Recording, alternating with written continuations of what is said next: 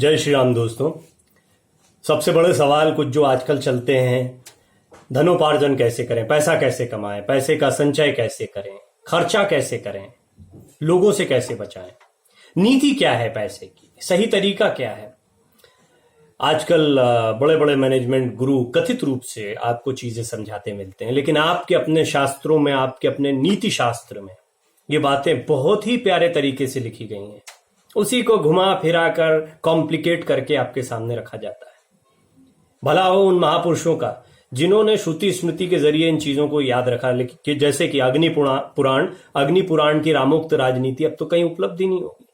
लेकिन भला हो उन महापुरुषों का, हमारे पुरखों का, जिन्होंने इन चीजों को सहेज कर रखा। आज मैं आपके सामने ऐसी एक दुर्लभ चीज रखने जा रहा हूं अग्नि पुराण से ही, जहां पर भगवान श्री रामचंद्र लक्ष्मण जी को पैसा कैसे कमाया जाए, कैसे खर्चा जाए, कैसे उसकी रक्षा की जाए, सही तरीके क्या होते हैं, कैसे सही इन्वेस्टमेंट क्या होता है, जैसी चीजों को उन्होंने समझाया।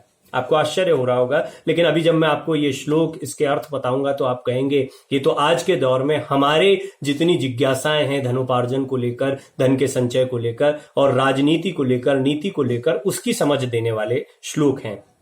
मैं आज की भाषा में भी आपको इन चीजों को समझाऊंगा, क्योंकि इनोवेशन और स्टार्टअप्स मेरा अपना विषय भी है। और निश्चित तौर पर प्रभु श्री राम और उनसे जुड़े हुए जितने भी धर्म ग्रंथ हैं या जितनी भी नीति शास्त्र हैं, उनको पढ़ने से आपको पता चलता है कि आज के मुकाबले हमारे जो पुराने वैज्ञानिक यानी ऋषि मुनि थे, उनके सोचने का तरीका और ज्यादा स्पष्ट था। वो छद्मता में नहीं थे, वो मूल तत्वों पर बात करते थे। वो मनोविज्ञान को जितनी गहराई से समझते थे, आज के विशेषज्ञों के लिए समझना असंभव है, क्योंकि आज के विशेषज्ञ भी तो इसी माहौल में पैदा हो रहे हैं ना। फिर उनमें मार्केटिंग बहुत ज्यादा है, अपना प्रमोशन बहुत, नाटकीयता बहुत ज्यादा। खैर, मैं इस पर लंबा नहीं जाता हूं, इस पर फिर कभी बात करेंगे, किसे सुने किसे नहीं सुने पर। लेकिन भगवान श्री रामचंद्र को तो हम सभी को सुनना चाहिए। तो राजा की चतुर्विध वृत्ति तथा पृथ्वी पालन के साधन भूत न्याय विक्रय यानी न्याय विक्रय विक्रम उत्थान एवं विनय। श्री राम उवाच। आज की भाषा में ये सारी बात मैं आपको समझाऊंगा। पहले जस का तस आप सुन ले, अग्नि पुराण में किस तरीके से लिखा गया है। श्री राम जी लक्ष्मण जी से क्या कह रहे हैं। न्यायेनार्जनार्थस्य वर्धनम रक्षणम तथा सतपात्र प्रतिपत्तिश्च राज्य वित्तम चतुर्विधम नय विक्रम संपन्नः सूत्थानश्चिंत क्षेत्रियम नयस्य विनयो मूलम विनय शास्त्र निश्चयात् विनयो हृदय जयस्तद्युक्तः शास्त्रमिच्छति तन्निष्ठस्य ही शास्त्रार्थाः प्रसीदन्ति ततः श्रिय। अर्थात श्री राम जी कह रहे हैं, लक्ष्मण, न्याय, धान्य का छठा भाग लेने आदि के द्वारा धन का अर्जन करना महत्वपूर्ण बात है। लालची हैं आजकल, मुनाफाखोरी में या कहीं पर दिख रहा है कि इसमें हमारा मुनाफा इतना ले लेंगे क्योंकि अभी तो हम डिमांड पर हैं, तो ले लीजिए। आप अपनी क्रेडिबिलिटी को खो देते हैं। सोने का अंडा देने वाली मुर्गी को तुरंत काट देते हैं। भले ही कितनी बार ये कहानी सुन रखी हो आपने, और सुनने के बाद लगता है मूर्खता है, लेकिन जो व्यवसाय में होते हैं वो ये मूर्खता बार बार करते हैं और मार्केट में अपनी क्रेडिबिलिटी को खो देते हैं। न्याय के द्वारा धन का अर्जन करना, सही तरीके से आप धन का अर्जन करेंगे, लेकिन आपका जो मार्जिन है वो सही तरीके से आपके पास आना चाहिए। अर्जित किए हुए धन को व्यापार आदि द्वारा बढ़ाना। धन इकट्ठा करके आपको तिजोरियों में नहीं भर लेना है, लॉकर्स में नहीं भर देना है, काला धन इधर उधर नहीं कर देना है, किसी विदेशी बैंक में नहीं डाल देना है, आपको गड्ढा करके छुपा देना नहीं है, उसको व्यापार में लगाना। धन का क्या करना है? धन क्या है? ये कागज के ढेर इकट्ठे करने का या किसी भी तरीके से सोना चांदी इकट्ठा करने का कोई महत्व नहीं है। अगर आपको धन का उपयोग नहीं आता, ये श्री रामचंद्र लक्ष्मण को समझा रहे हैं, तो उसको व्यापार में लगाकर धन को बढ़ाना जरूरी है।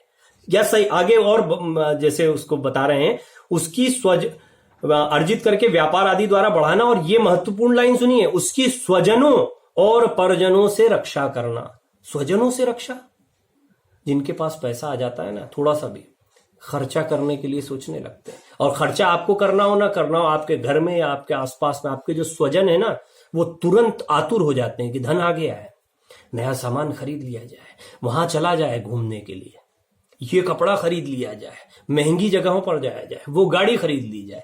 स्वजनों से रक्षा करना जरूरी है। धन व्यर्थ खर्चा करने के लिए, अपनी जरूरतों को बढ़ाने के लिए नहीं होता है।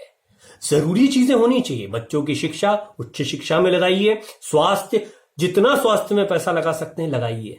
अच्छे से अच्छा भोजन, स्वादिष्ट और स्वस्थ भोजन में लगाइए। लेकिन व्यर्थ खर्चे में, चाहे किसी का भी, आपको ये लगता हो कि आप अपने स्वजनों की मनोकामनाएं, जो मनोवृत्तियां हैं, उनकी पशुवत वृत्तियां हैं, उनको पूरा करने में धन खर्चा करके उनका कोई भला कर रहे हैं, तो बहुत गलत कर रहे हैं। धन के साथ भी, अपने साथ भी और स्वजनों के साथ भी, और निश्चित तौर पर परजनों से, परजन यानी दूसरे लोग आसपास के, जो आपकी लाइबिलिटी नहीं है और ना आप उनकी लाइबिलिटी है, तो जलन का भाव आता है इर्द गिर्द के लोगों में। अरे भाई, इसने तो बड़ा धन कमा लिया है।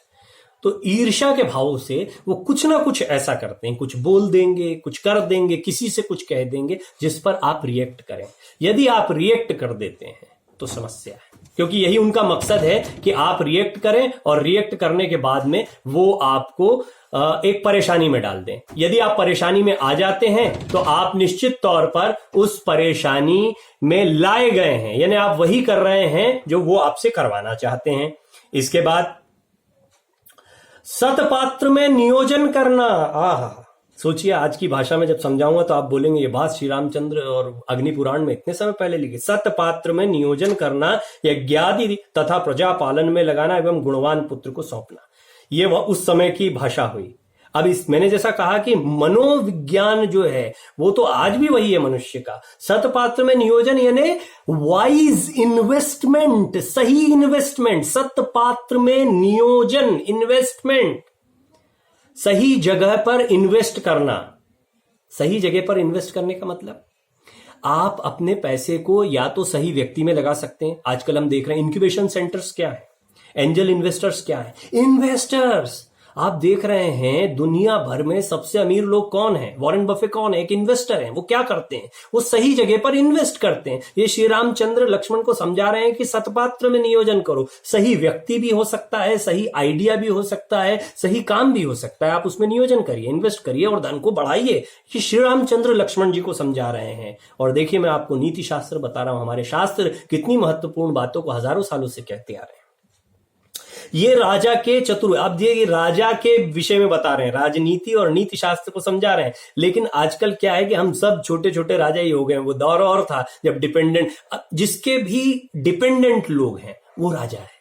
चाहे आप 4-6 लोगों का स्टाफ लेकर चलते हैं, अपने परिवार का लालन पालन करते हैं, तो एक तरीके का छोटा राज्य ही चला रहे हैं आज। तो उसके अपने खर्चे होते हैं, उसके अपने मैनेजमेंट होते हैं। पहले दौर अलग था, किसान है या दूसरे लोग हैं और राजा एक होता था। वो उनको बेसिक सुविधाएं मुहैया कराना और वहां पर उनको कर के जरिए या दूसरे जरिए से धनोपार्जन राजा करते थे। जो धान्य का छठा हिस्सा जो था वो कर के जरिए जो पैसा आता था। तो आप ये समझिए कि अब दौर बदल गया है। अब हम सब उसी स्थिति में हैं। सामान्य जीवन में भी ये बातें उतनी ही ठीक बैठती हैं जितनी उस जमाने में किसी राजा के लिए बैठती होंगी। राजा नय और पराक्रम से संपन्न एवं भली भांति उद्योगशील होकर स्वमंडल एवं परमंडल की लक्ष्मी का चिंतन करे। स्वमंडल एवं परमंडल की लक्ष्मी का चिंतन, पहले तो पराक्रम, पराक्रम के साथ में भय नहीं होना चाहिए। और पराक्रम उसी में आएगा जिसमें आलस्य नहीं होगा, जिसमें सीखने की ललक होगी। अपने इर्द गिर्द भी देखिए धन कहां है, किस तरीके से धन घूम रहा है, किन लोगों के पास में है।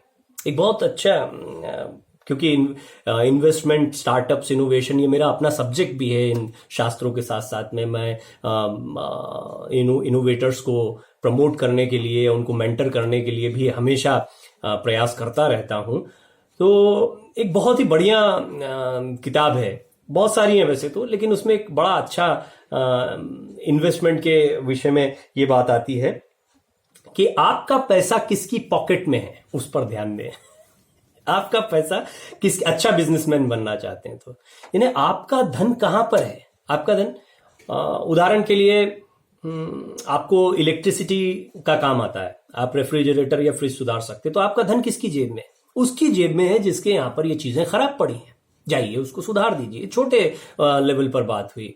आप टूथपेस्ट बनाते हैं तो आपका पैसा किसकी जेब में है? वो जो टूथपेस्ट का इस्तेमाल करता है। इसीलिए एफएमसीजी की इंडस्ट्री इतनी बड़ी होती है, क्योंकि उसमें बड़ी तादाद में लोग होते हैं, बड़ी तादाद में कंज्यूमर्स होते हैं। तो ये डिपेंड करता है। तो स्वमंडल, आप एक तो जिस जगह पर बैठे हैं उसमें देखिए, लक्ष्मी का चिंतन करिए कि आप जिस काम को करते हैं, आपका जो स्किल सेट है उसमें पैसा कहां कहां पर है। और दूसरी महत्वपूर्ण बात यह है कि परमंडल में भी, क्योंकि एक्सपेंशन, हमें अपनी वर्तमान स्थिति से आगे बढ़कर विचार करना है। इसी को तो तरक्की कहते हैं। 10वीं के बाद 12वीं की एग्जाम, 12वीं के बाद आप ग्रेजुएशन, ग्रेजुएशन के बाद तो टफ होती जाती है एग्जाम, और इसी से तय होता है कि आप कितने पढ़ लिए हैं। ये तो आप एकेडमिक्स की बात हुई।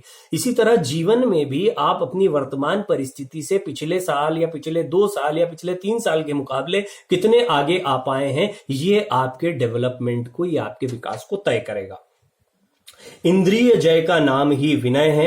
इसके अलावा जो एक और है, नय का मूल है विनय, और विनय की प्राप्ति होती है शास्त्र के निश्चय से। यानी आप किस टेक्स्ट को पढ़ते हैं, किन बातों को सुनते हैं, किन लोगों को सुन रहे हैं, किन लोगों से जुड़े हुए हैं, किस तरह की पुस्तकों के बीच में, ये भी तब समझाया गया है। आप जितने मोटिवेटर्स को सुनेंगे वो कहेंगे किताब पढ़िए, किताब पढ़िए, किताब पढ़िए। यही समझाया जा रहा है। शास्त्र यानी उस समय तक लोगों ने विज्ञान सम्मत कितनी बात, विज्ञान सम्मत, हर फर्जी चीज को नहीं पढ़ना है, विज्ञान सम्मत, न्याय सम्मत, नीति सम्मत कितनी चीजों को लिखकर कंपाइल किया गया, उसका अध्ययन आपको करना है। इंद्रिय जय का ही नाम विनय है। जो उस विनय से युक्त होता है वही शास्त्रों को प्राप्त करता है। जो शास्त्र में निष्ठा रखता है उसी के हृदय में शास्त्र के अर्थ तत्व स्पष्टतया प्रकाशित होते हैं। ऐसा होने से स्वमंडल और परमंडल की श्री प्रसन्न निष्कंटक रूप से प्राप्त होती है। उसके लिए लक्ष्मी अपना द्वार खोल देती है। कैसे लक्ष्मी अपना द्वार खोल देती है बता रहे। ये मुझे सबसे अच्छी लगती है लाइन, और मैं इसी से वीडियो का, थोड़ा सा वीडियो बड़ा हो रहा है लेकिन मैं पूरी उम्मीद करता हूं कि आपके बहुत काम आएगा, जितने भी लोग इस वीडियो को पूरा सुनेंगे। यदि आप अपना व्यक्तित्व इस तरह का बना लेते हैं, विनयशील या इंद्रियों को काबू में रखते हुए, आप भटके हुए नहीं हैं, आपका खान पान, आपका रहन सहन, आपकी जीवन शैली, सब कुछ न्याय सम्मत है, नीति सम्मत है, विनय सम्मत है, नय सम्मत है, तो निश्चित मानिए लक्ष्मी आपके पास आएगी। निश्चित मानिए। तो करना क्या है? आप हाथ पैर मार रहे हैं, आप दिमाग लगा रहे हैं, आप सोच रहे हैं ये कर लूं तो पैसा आ जाए, मेरे पास पैसा क्यों नहीं आया? अरे आप खुद को तैयार करिए, अपने व्यक्तित्व को तैयार करिए, अपने स्किल सेट को तैयार करिए, अपने भीतर पराक्रम को, शौर्य को जगाइए, आलस्य को दूर भगाइए। लक्ष्मी आप परमंडल और स्वमंडल दोनों की श्री आप पर प्रसन्न होगी, भगवान श्री रामचंद्र कह रहे हैं। क्या अद्भुत बात। और आप किन चक्करों में पड़े। छोटी सी बात है, श्री रामचंद्र ने अपने भाई लक्ष्मण को समझाई। निश्चित तौर पर राम राज्य जिसको हम कहते हैं, जो सबसे बेहतरीन रहा, आज तक राम हमारे पालक हैं। तो सोचिए ऐसे प्रभु जब कोई ज्ञान दे रहे होंगे तो उसे सुनना कितना महत्वपूर्ण है। मैं उम्मीद करता हूं कि कुछ मदद मैं इस बात को आप तक पहुंचाने में कर पाया हूंगा। बहुत बहुत धन्यवाद इतना प्रेम, इतना स्नेह देने के लिए, ध्यानपूर्वक मुझे सुनने के लिए। जय श्री राम।